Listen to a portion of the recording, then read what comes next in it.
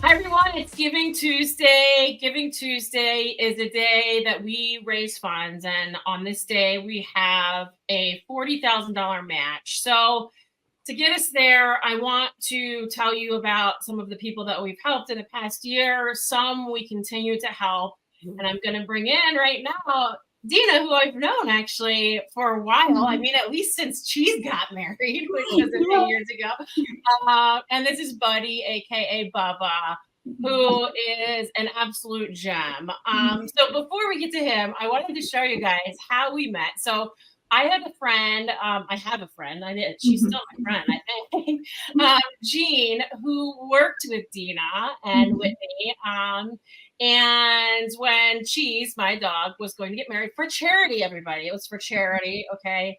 I needed a Marchesa gown that was donated, basically adjusted. And we met in the front of my car, and Deana basically took the measurements for Cheese, and Cheese ended up with this amazing gown. Oh, I'm gonna cry already. I know I'm gonna cry here, but like I miss her so much, and I just like really appreciate you so much for doing that.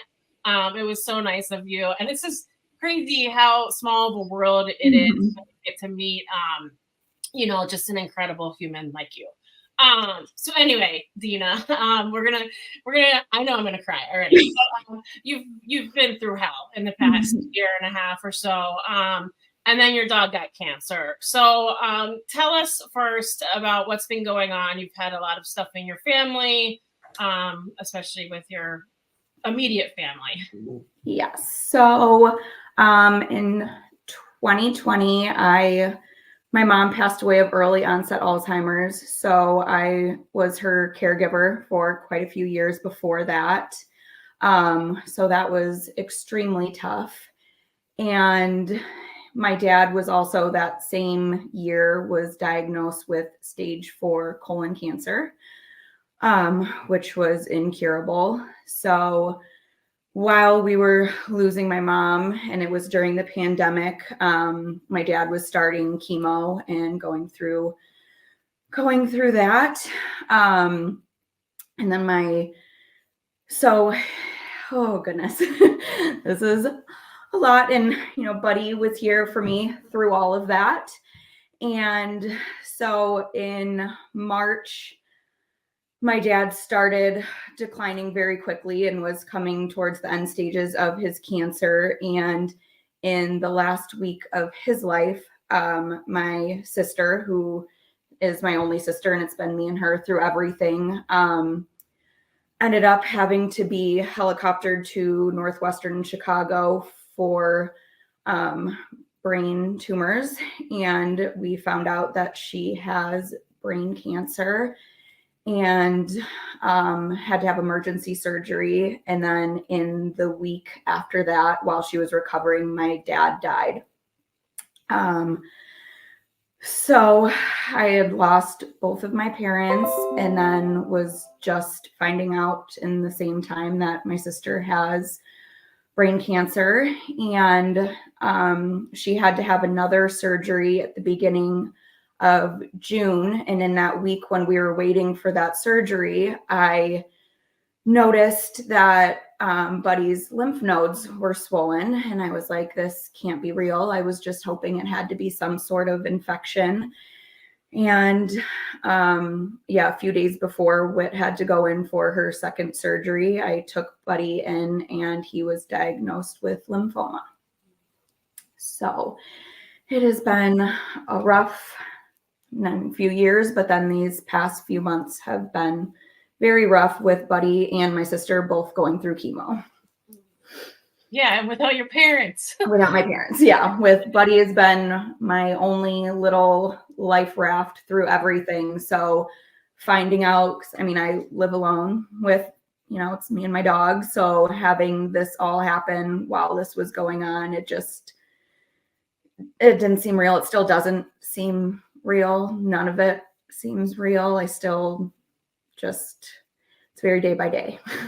Yeah, you just, I mean, like, why? Like, Yeah. why? It's Mhm. my thing. Like, you guys have given back so much of your lives to volunteering, helping me. Wit was one of like my first volunteers at Live Like Grew, and it's just, Yeah. it's hard. Um, yeah, one of the times when we actually took my mom to Mayo when she was on a clinical trial for, or a research study for early onset Alzheimer's, when me, Whit, and her were staying in an Airbnb, we had all the Live Like Rue fabric, and we were tying blankets in between appointments because she wanted to help dogs more than anything. And like in her like final year of life when she couldn't work anymore, she would go and volunteer at Young at Hearts, which I know you're also affiliated with them as well. And her dogs were her babies, and I have my parents' dog now too. So our dogs have always been everything to us. Yeah, just a family of givers, So was very it was very important to me and to us to give back to Deana. And Buddy has been through a lot of rounds of chemo. So Deana would go to her sister's appointments and then to her dog's appointments. It's like, how do you even live like that? It's so hard.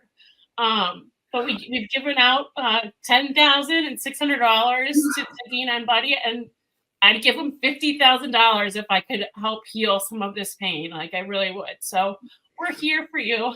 And I mean, we could not be more grateful. Like, I mean, it not only saved his life, but mine, because I couldn't have gotten through these past 6 months without him, with going through everything with my sister. And I was just like, I could not lose him. And like lymphoma, they only have a few weeks if you don't do chemo usually. So I could not lose him right when she was going into surgery again. And her prognosis is very unknown. And so just the fact that you guys did this, like, literally life-changing for all of us, and we could not be more grateful. And I just hope